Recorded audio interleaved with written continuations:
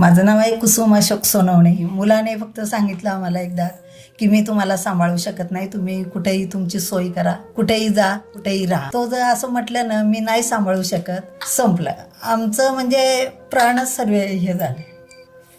वाईट वाटलंच खूप. मग आम्ही मुलीकडे होतो 2 वर्ष. तिच्या मुलाचं लग्न झालं, सून आली. मग जावाई पण जरा कुरकुर करायला लागले, आपणच सांभाळायचं का तुझे आई वडील, मुलगा आहे त्यांना. म्हटलं आपल्यामुळे यांच्या संसारात भांडणं नको.